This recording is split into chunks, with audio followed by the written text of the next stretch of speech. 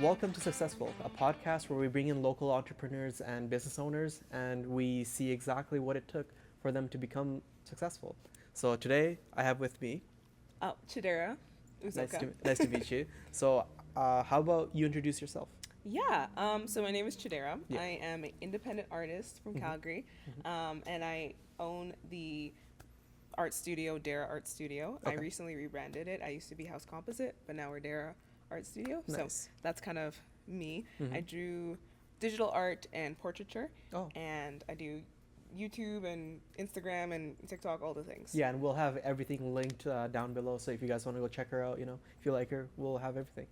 So when would you say you started this art venture of yours? Yeah, I think for me, art has always been a huge part of my life. It's Mhm. always been something that I am very passionate about. Yeah.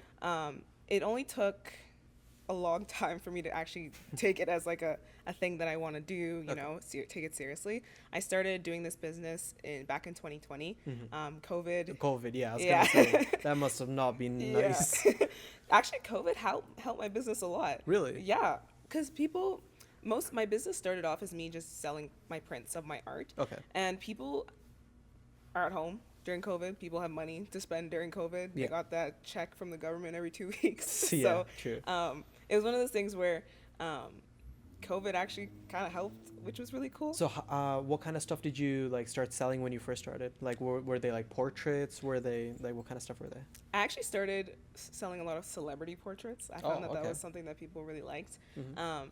I don't really do celebrity portraits too much anymore. I Okay. find that for me, I didn't really connect with that subject matter That as niche, much. yeah. That niche. Yeah, It's kind of hard to break out of that, I will admit, once you get into like celebrity portraits. that's true. Because all of your fans are from there, right? So From they there. expect a certain something from you. Exactly. So with my rebrand right now, I'm trying to build another fan base of people Okay. who are like looking for my art kind of thing, not just like, oh, that's J. Cole or that's like Rihanna. What kind of art do you do now? So I still stick with the portraiture, Okay. but it's like a different theme. I kind of want to explore like the value of the human being and the value of just like who we are as people.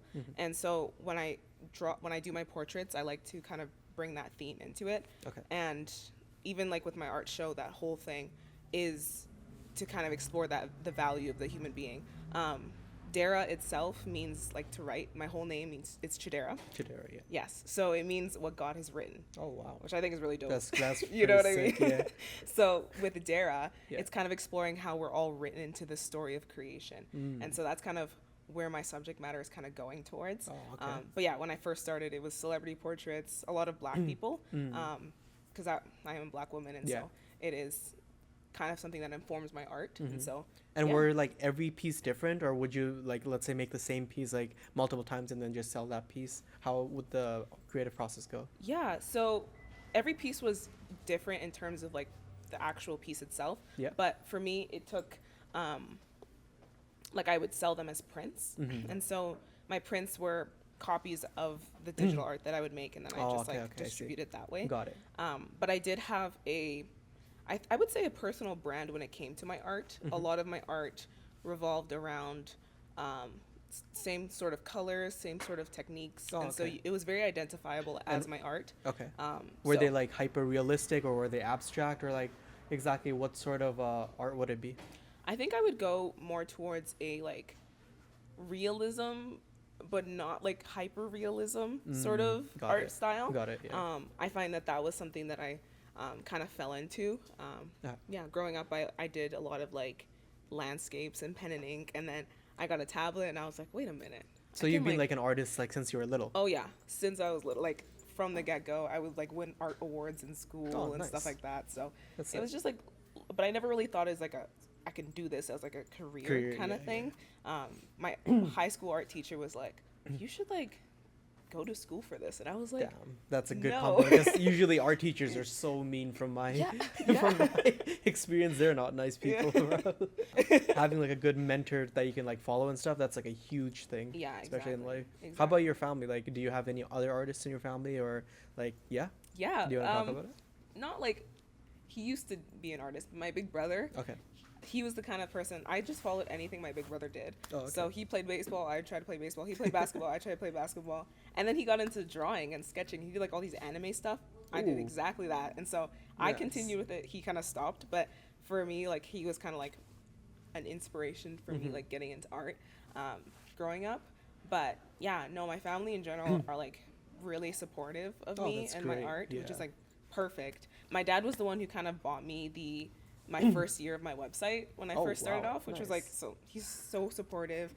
He always shows like his art to my friends. He gets me like connections and stuff like that. But Oh, he's like, that's so great. he's super great. But That's yeah. good. Oh, Yeah. okay. Like especially I feel like if you wanna like really grow, right? Yeah.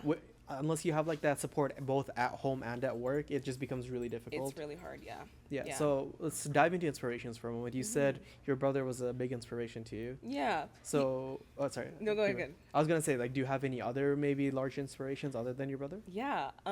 There are a couple artists that I really love, like their style and who they are. Yeah. So Alexis IK and Alexis Franklin, those are two black women that I really appreciate, and a lot of their art has been an inspiration for me when it comes to my digital art practice. As a digital artist, it can be hard to kind of break into that art sphere because people are like, oh, digital art is not really art. Like, it's hard to like show people like, hey, this is like, this took time, this is art, this is a creative thing too. Yeah. It's not just like AI where you like type in a prompt or something. Like, I'm spending time painting this. Oh yeah, true. And with them, I find that like seeing their art, like digital art, emulate painting, number one, but also get into like big things like work for Nike or like work for like these like big like magazines and brands, and like having their art shown in those spaces kind of like brings light to digital art, which I think is really does, important. yeah. So Like yeah. you kind of need like a I don't know what it's called, like a trailblazer for the industry. Yeah, like someone exactly. that's willing to just go ahead, show everyone this takes a lot of skill. Yeah. Not anyone can just do it. Exactly. So let's put some respect on these people. Yeah, exactly, Yeah. exactly. So for example, like one of my old friends, she's I think like 23, 24ish. Okay. So she works for like a really large ad company now. Okay. But she started off by, again, kind of like your brother, like drawing like art stuff, right? Yeah. Like anime stuff. Yeah. And then she had like a Patreon where she would like, you know Patreon, right? Like Yes, the website. Yeah. So yes. she would like post her art, and then if you paid this much, you can like see her newest art and stuff, right? Okay, yeah. So I feel like for your creative process, yeah. what's kind of like the thing, like what, like let's say you want to create a new piece of art, right? So what is the process for that? Of like creating a piece of art. Yeah. I think for me, I like to start with inspiration. Okay. The latest piece that I'm working on right now is called "You're Altogether Beautiful, My Darling." It's a very long title, but basically the idea behind this is, yeah, bring back that innate value thing, and just people being able to see that they're beautiful and that there's no flaw in them. And so I asked my friend, I was like, I need a photo shoot. We Yeah. need to take reference photos. Okay. And so I like to take some reference photos. I have like a lighting setup that I do. Sometimes I'll take my own reference photos. Other times I'll like borrow like some photos from online and put them together to create a piece. And then from there, I like to get into like the sketching and the like putting things down on the canvas or on the screen. Yeah. And then I'll get into like painting. I find that it's very therapeutic. It is. I've yeah. started getting into oil painting too. Oh yeah, that's Very really nice. That's really therapeutic. fun. Yeah. I've done it like a few times. Yeah. Not really good at it, but it was fun. It was you really know, fun. the fumes are getting to me though. I'm not gonna lie to you. Oh my god, I tried getting into drawing when I was like younger, like 16, 17. Yeah. I spent like a whole year just every day I'm gonna try and draw something, Okay. and I got pretty good at it. Like That's by the good. end of the year. Yeah. But it's just like I don't know. Like I don't think I'm ever gonna be good enough to use it as like a career. But if you are someone that like needs to sometimes just take some time off and like just meditate or something, Yeah. I suggest drawing. Like it's a perfect. really good calming activity. Yeah. I Yeah. agree. I agree. Like, And you little- also learn to like look at the world through like a new perspective, right? Like when you're a drawer, an artist, I mean. Yeah. I find that even like with me when I paint portraits, it forces me to slow down and look at the person. Yeah. I did this series where I painted my closest friends. Yeah. And like you just sit down and you're just like taking the time to like look at them. And you're like, I haven't seen my friends in this way before. You Exactly. know what I It's mean? like, oh, that's new. I've never noticed that, but I've been friends with you for like 20 years. Yeah. Like, what is that? It's crazy. It and is crazy. Art is really great that way. You like really learn to like start inspecting them. Yeah. Like everything. Exactly. Yeah. Yeah. Aside from that, like it's we're filming this in February, so Black History Month is here. Yes. So how about, can we ask for your top 3 Black inspirations? Yeah, I kind of named 2 of them. I would say, so I named the other 2, and then Kahindi Wile. I don't know if I'm Kahindi Wile. Okay. Yeah, but his art also is around people, but he does like these cool like patterns behind like his portraits. Okay. I think he did Barack Obama's portrait for like the presidential portrait or whatever. That's so sick. he's like a pretty like high up there artist. I just love his art and like how outspoken he is about like black people and black culture. And so I think that his art too is like something that is like really beautiful to like witness. And I was in Montreal. I was in Montreal and I was in a museum. Okay. And I saw his art in person for the first time, and I was like, I haven't seen like it's so cool like seeing like an artist that you see online and then seeing their art in person. Was he doing like a live thing or no? It was just like in a gallery. Like his art was just there. Got it. But I like walked into the gallery. I was like, wait a minute, I know that style of art like before. And then I looked and it's like, yeah, it is his art kind of thing. Wow. So it's just really cool. Yeah, it feels very surreal when you see something like on your screen versus like in person. Yeah. Like, it was cool. But yeah. Oh yeah. I love so his art. I kind of want to change the topic into like AI, right? So AI and artists have beef. So I kind of want to hear your thoughts on that. AI. I think AI in general is a tool. Yeah. I think that I use AI in terms of like my daily task, like, hey, create a schedule for me for this project or like do something like that. I think it can be used in that way. But when it comes to art, I think that I don't think that AI can replace humans when it comes to art. I think in general, it's missing that human aspect of it. Okay. Like, I don't know if you've seen those like AI movies. Yeah. Or like AI like little video things. Yeah, but the thing is, they're still very early, right? Yes. So let's say in like 10, 15 years, do you think AI can eventually replace artists? Why or why not? I would hope not. Yeah, of I would course. hope not. Yeah. I think that as an artist, you don't really want to think that AI can replace your job. Yeah, for sure. I think that's where it comes into people. This is something that I've kind of learned over my journey here, is that people buy your art because it's you, not because AI created it or not because, it's just a nice art piece. Yeah. I think that artists actually need to start building a personal brand. In this age of AI, I think that that's super important when it comes to differentiating yourself, because yes, you can create an art piece, but let's say 20 years down the line, AI can do the same thing. It's like, what makes people want to actually buy your stuff? Exactly. It's kind of like a signature, right? Exactly. Like anyone can wear the jersey, but if that person's special, then then that jersey's suddenly worth so much more. Exactly. There's who's that? You know, the world's highest paid artist. He's like the guy that does those polka dots. Oh, what's his name? I forgot his name, but he gets paid a disgusting amount. And honestly, I think it might just have something to do with like money laundering or something. But like the amount that guy gets paid is like crazy. He gets paid like a couple $100,000 per piece, and it takes him like an hour max. Yeah. But it's because of who he is. Exactly. You know, it's not because his name's like on the tip of my tongue. I just can't remember it. But yeah, it's all about who you really are. So exactly. You think AI can replace eventually, but like they can't replace the person. Yes. Okay. I think that maybe AI might get good enough to create art where people aren't hiring artists for a commission for like or a portrait or something. Can you draw my dog? Like AI can do that kind of thing eventually, maybe.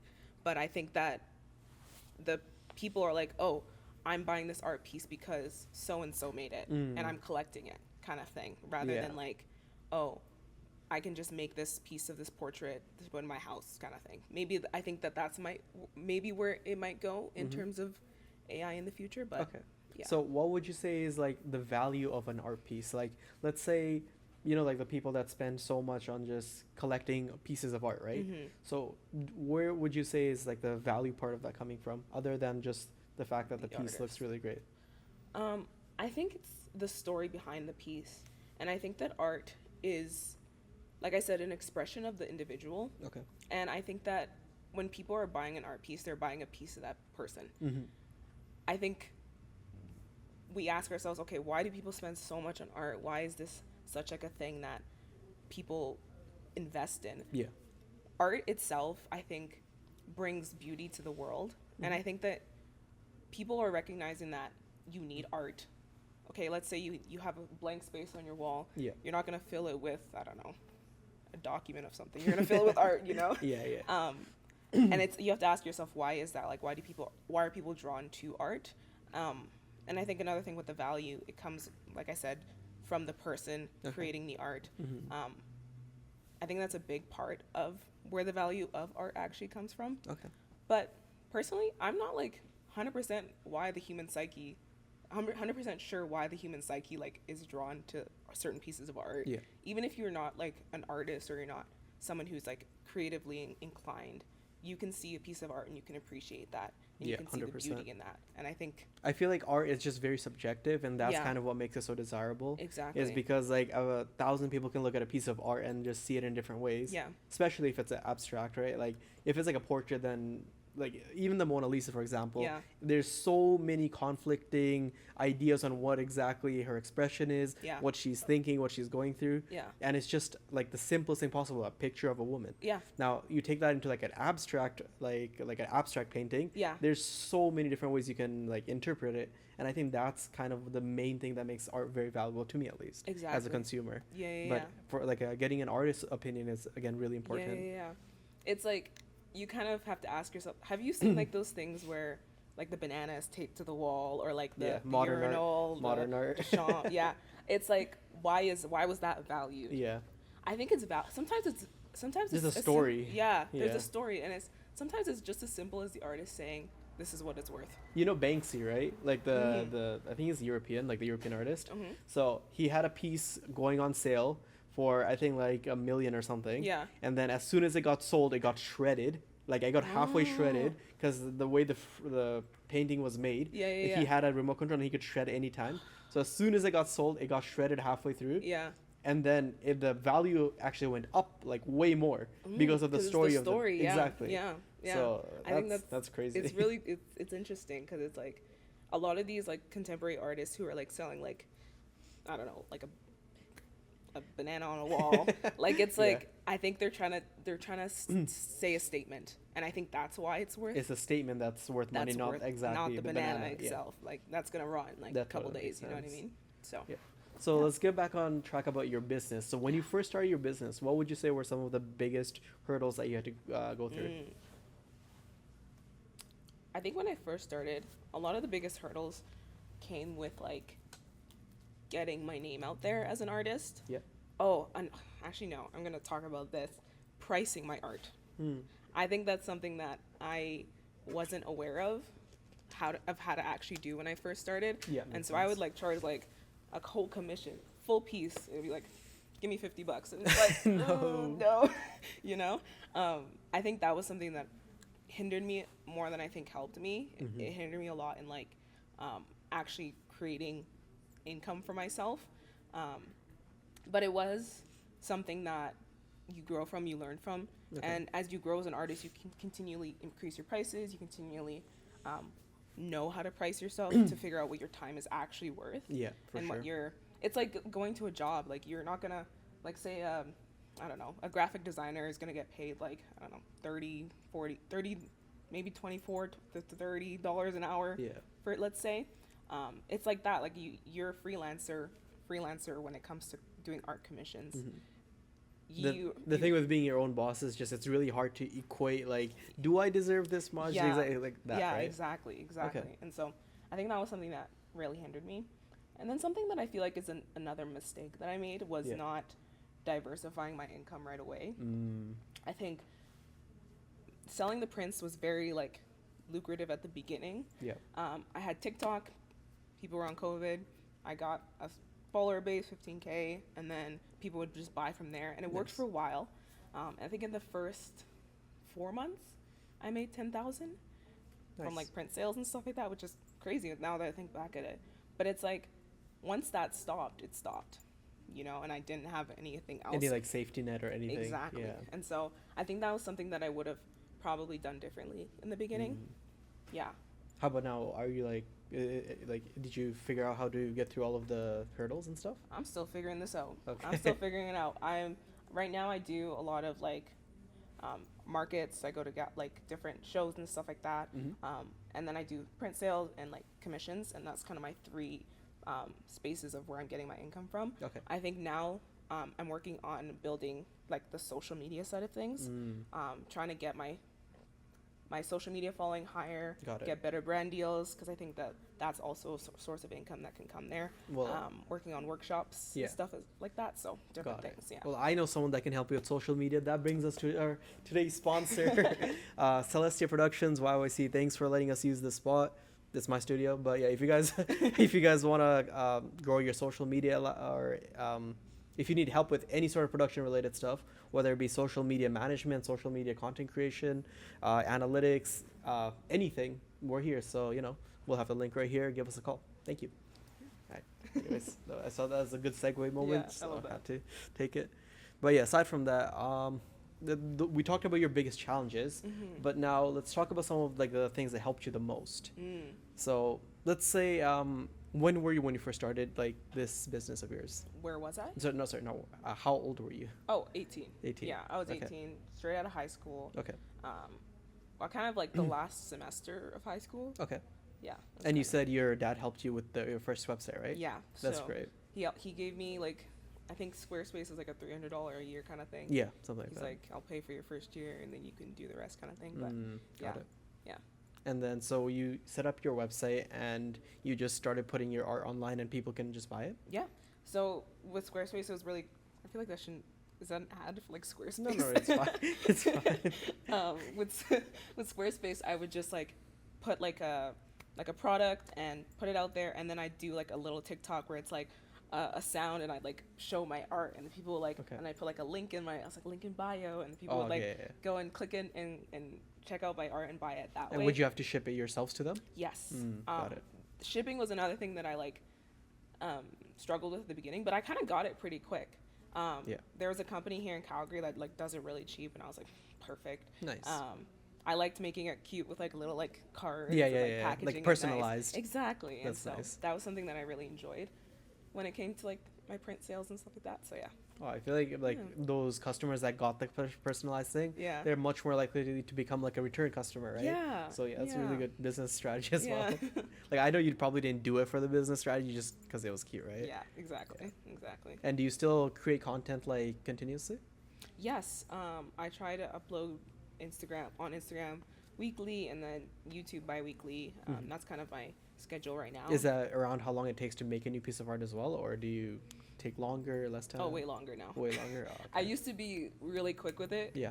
But now I feel like my pieces, I like to put more of myself into it and be more like intentional with my pieces. Yeah. And so it does take me a bit longer, especially now that I'm like trying to take my own reference photos, Yeah. trying to like do all these things. I think the process itself is a bit longer. So I actually document my process rather than just the finished piece now on my got it. socials, which is really, I think people like it. And then like at the end you could do like a little time lapse as well, right? Exactly. Those exactly. I love those those Yeah. time lapse drawings. Yeah, Oh, yeah, they're yeah. so nice. Yeah. So I think people are actually like, people like the showing the process of the Yeah. actual art rather than just like piece. Just and here's all a these piece. stuff. Yeah, because Exactly. it makes them like invested, right? And they're more likely to follow you because they're like, oh, I want to see what she does next week or whatever. Yeah.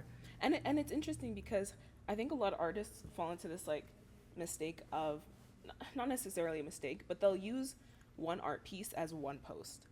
I think your art piece can be broken into so many different pieces of content. Yeah. You can have a piece of like a photo of your art, that's your post. You can have your process of you coming up with the idea, that's your post. Yeah. You can have a process of like you painting, that's a post. A time lapse, that's a post. Like, Exactly. You can take one art piece. You and can make so anything a content, honestly. Exactly. Like anything that people want to watch is content. Exactly. So. And the thing is, people want to watch anything these days. Yeah.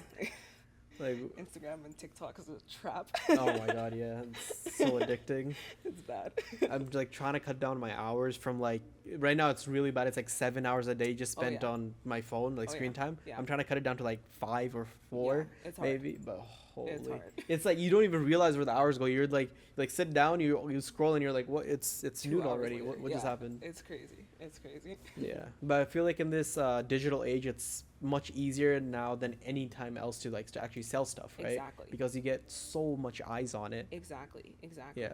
And I found that honestly, like, I've gotten a lot of support as well from like the actual art community here in Calgary. Oh, that's great. Like, another tip I would give to artists is like make friends in your local community that are other artists. Okay. Because I think that a lot of opportunities I get are from like people being like, oh my gosh, I know Chidera, she's like a really cool artist, you should hire her for this, or you should bring her to your show and things like that. Like, exactly. Like this, for example. Exactly. Diamond suggested you, and now you're here. Exactly. Yeah. So it's connections are a big thing when Yeah. it comes to being like an artist. That totally makes sense. Yeah. I feel like just for any business, really, like if you want to get successful in any industry, unless you have the connection, the backing, like the community there, it's just so much harder when you try to do everything by yourself. Exactly. Yeah. Exactly. So let's, do you have any sort of tips for like, let's say a new up and coming business, whether it be an artist or just any sort of business? I think I can speak mostly from the artist side of things. Okay. Because I don't have any other business. This That's is right. my main thing. I think my tip is to kind of develop your personal brand as an artist. It's hard for people to connect with someone they don't know. And I used to be, I like the moment I started showing like my face, like this is me as an artist, people connected with that. People connected with my story, people connected with the things that I do. And I think that that's so important for artists to just like hone in on. Yeah. If whether that means like having a specific art style, you don't necessarily have to niche down. I feel like niching down can kind of pigeonhole you and make it hard to kind of do Branch things you actually out. want to do. Yeah. And as an art itself is very expressive, so if you're very niche down, you can't really express yourself.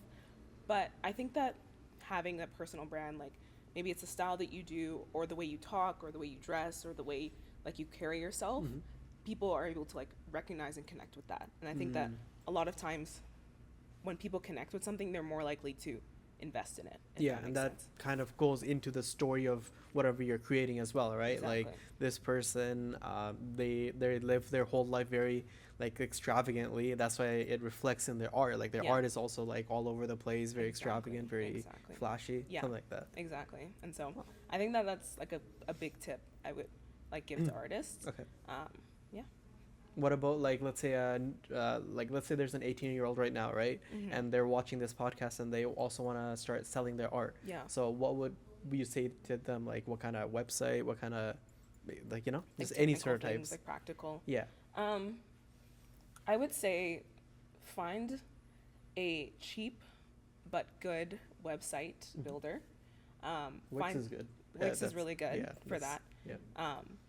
Another thing is Square. Square is something that I like just found out about. Like like the little like thing Square that people have at like I don't know, restaurants have them. Oh like, yeah. Yeah, like Square is free, completely free. You can start like selling online for free. You obviously don't have a domain and everything, but having a domain is very great because people can find you easy. And you can connect your name and stuff to it. Exactly. You'll SEO. have like the brand. That's exactly where the branding starts. Exactly. Yeah. At your domain. I would say figure out the cost of printing and the cost of shipping before you set the cost of your item. Yeah. And the cost of packaging. That was something that took me a while to figure out because you would sell you would have like a piece worth a specific amount that you set, but then shipping would be like $20 and you're like, oh, no, You just lost money. I lost all my money. So like find a shipping rate that works for you. There are people that do, I don't know what they're called like technically. There's this company I use in Calgary called Chit Chats. Okay. They're like a middle ground from between like Canada Post and UPS, and they just like I think they're a courier. Okay. Yeah, courier service. Yeah. But they're really good. That's something that Is like a private mailing sort of thing. They actually are like they do the shipping, but then I think Canada Post is the last mile. Oh, I think that's what they do. Yeah. But yeah, I found that they were pretty good with shipping. It took me like shipping to the States like $6, like you know. So I was like, oh sure. Like within the city, right? Yeah. Okay. Like they're right there. That's really good. Yeah. Also, local things are really nice. And you're not only you're supporting local, but you don't have to pay for shipping. Like if you printing local, I don't have to ship. Like, especially with the whole like Canada 51st Day, everyone's trying to just keep it Canadian and stuff. Exactly. Speaking of that, does that like affect you in any way, or do you see that whole tariff thing? Well, I mean, I know it's paused right now. Yeah. But even like, let's say they did go forward with it, like coming up, right? Yeah. How would you say that affects artists? I haven't really thought of that. Because like a lot of the supplies that you get, right? Yeah. Are like, is everything that you use Canadian, or is a lot of it imported, or no it's all Canadian? It's like my printing company is in Calgary. Yeah. My sticker printing company is in Calgary. Yeah. My shipping place is. What about your clients though? They are in. Some of them are in the U.S. Yeah, that's good. That's a little hard. That's a little I didn't even think about. I don't know if personal goods. No, I don't think personal goods have a tariff on them. I Yeah, it's only it like the larger. The larger things, but also, I thought the tariffs are only the one. Maybe I'm just not informed, but like, is it not like things from the U.S. coming to Canada being no tariffed? so it's is both. It it's ways? both. Oh. So Canada did a retaliatory tariff on U.S. Okay. right? Yeah. So, but I mean, it's all paused now, so you guys can relax. But, yeah, I'm just saying, like, if it did go through, right? Do you think it would affect you at all, or not really? I think maybe. I think if things are taxed more, I'd have to charge more. Oh yeah, true. To like compensate. Because even the stuff that you use, even though it might be made here, they still probably get some of their materials from out, right? The States, yeah. So I feel like it'd just be like maybe adjusting my prices and doing things like that. But yeah. Well, I mean, it's a good thing that it didn't go through there at least. Oh man, yeah, it's a whole thing. Aside from that, do you have anything coming up, like any sort of events, any sort of parties or anything? I do. It's Black History Month, so I have a lot of things coming up there. Okay. I don't know how open to the public a couple of these things are. I got a. If you this episode will air in like 5 to 6 weeks, so probably you'll be fine. You'll be fine. Okay. So I got with the government of Alberta, they have a Black History Month dinner. Okay. In Calgary and in Edmonton, and so I'm going to that to display my art. I'm going to the Black Chambers Black History Month dinner as well. Nice. That's this week. Is it just like artists? Yeah, go ahead. Would you say it's just artists, or is it like government officials and all sorts of people? What would you say? I think I'm actually not sure who's going to show up, but I think it's mainly all sorts of people. And then the art is kind of being auctioned off. So I'm assuming like it's people who can afford to buy art who are coming to these. So are you going to be going there to sell your art as well? Yeah. Oh, nice. Yeah, so that's kind of my goal. I'm only allowed to bring 5 pieces, so makes that's sense. kind of... It would be kind of crazy if some guy just showed up like 20 pieces and you're like, I'm going to sell all of these today. Yeah, exactly. But yeah, so I'll be doing that. And then I'm actually hosting my very first solo exhibition this May. Where at? May 9th. It's at the Lab. I don't know if you've heard of it. One Big Jam. It's on McLeod Trail. I feel like you guys can put the address and stuff. We'll have it like here somewhere. Yeah. But yeah, it's just right by the BMO Center. Okay. I'm actually really excited about the show because, like I said, it's my first solo exhibition. I've always done shows and stuff with other people. Yeah. But this is like a really important show to me because not only is it like tied in with the theme of my actual like rebrand of my art, but also it's my chance to try out oil painting as something that I am displaying and something that I'm showing. Yeah. So, yeah, I'm like super excited. I'm documenting all my process on all my social medias. I'm doing like, I just got like the venue. I like am painting and reaching out to sponsors and all these things. So it's a lot of work. Okay. I'm in school and working at the same time right now. Nice. So it's just everything. It's a lot of stuff. It's a lot, but you know, we're doing it. We're getting it done. Are you like in art school, like school for art, or? I'm actually in information design. Oh, okay. Which is like taking information. It's kind of like graphic design, but like for information. Okay. So like. Is it like data science, sort of? No. No. Like marketing, is part of information design, like taking information and being able to convey it to people in a way that's understandable, in a way that's like, you know, all these things. So like I could be like the best way to capture someone's attention while displaying the information. Yes, exactly. And being able to like tell that what's the word? Story? Not really a story, just kind of like conveying the information that in a way that makes sense, in a way that's accessible for people. But that kind of leads into like my graphic design. So I do graphic design as like a job. Hopefully I can get to the point where I can just like live off of my art. That would be nice. That would be exactly where I want to be. But I'm subsidizing it with my graphic design. So that's kind of my life. Nice. Yeah. So you work, you go to school, and you have your own business. That's very busy life. Yeah, I not a lot of people could do that. Yeah, I don't get a break. My schedule is like I'm so particular on like my timing and schedule and stuff like that. Yeah.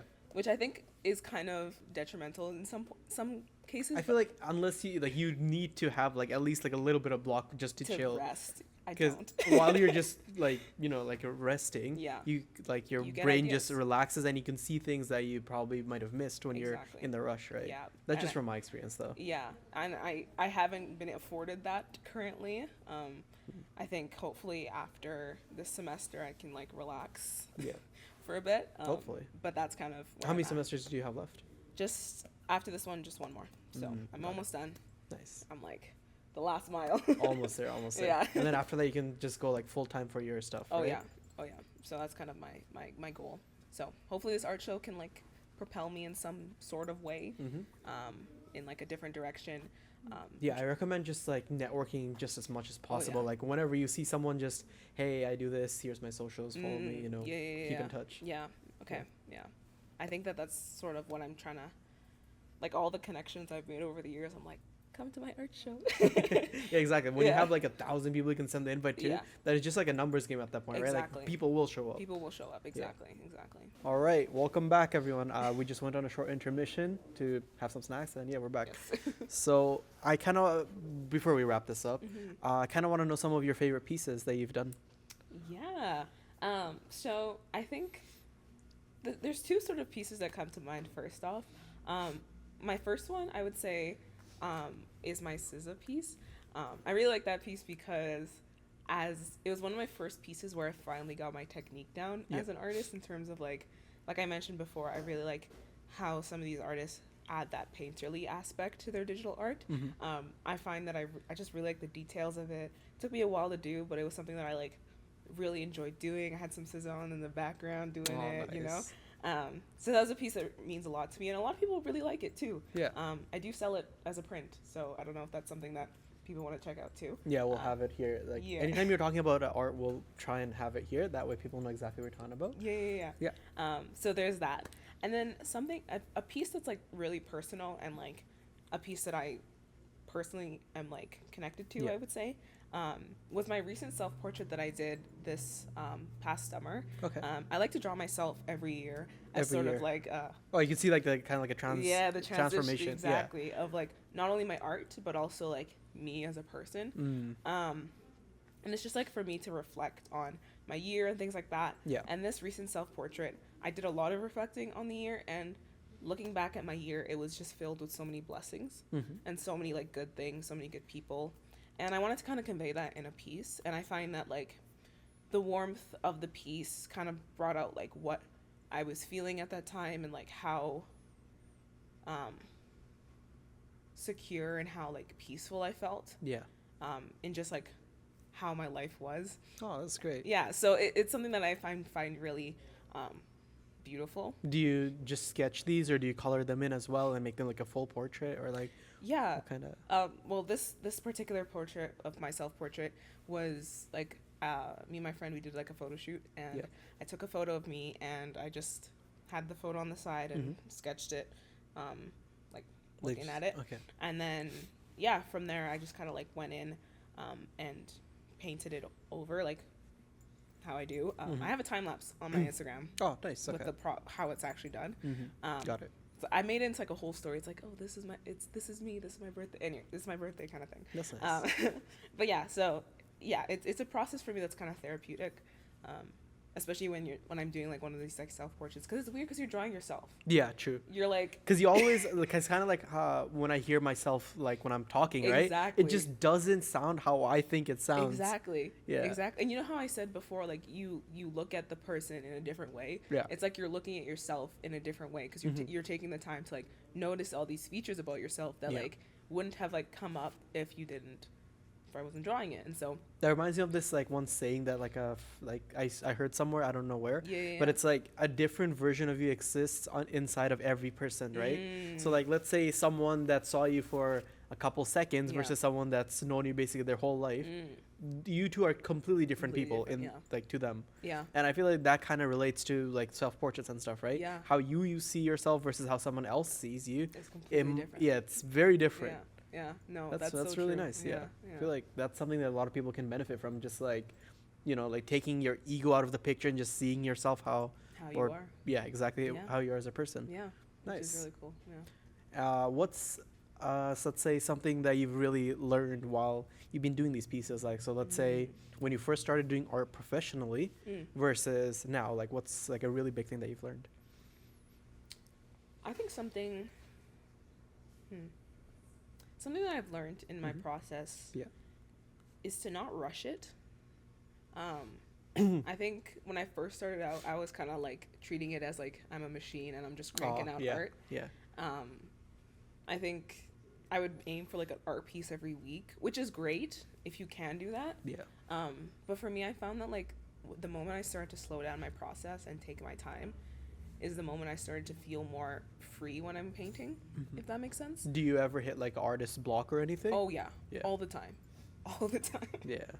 And honestly, to get out of those blocks, you just have to create art. Like you can't, there's no like special like trick or like magic trick to like get around it. You just literally just have to just create. do it. You just have to do it. Yeah.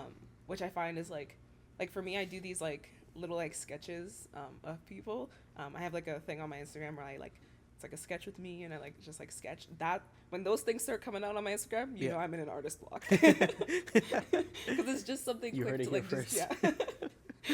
Nice. But it's just something quick to like get my creativity going. And like I think that a lot of artists, they're like, oh, I'm in an artist block, I need to stop doing art. No, like sometimes you just need to keep going and do things that jog your creativity. Like go for a walk, do like, I don't know, try a different medium of art.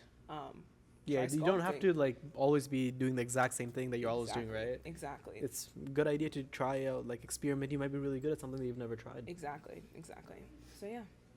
Nice. Yeah, I feel like that might help a lot of people. Nice. Yeah. Well, finally, we're coming to the end of the podcast. Is there maybe anything that you want to shout out? Anything that you want to say? Anyone special that you want to say a message to? Go ahead.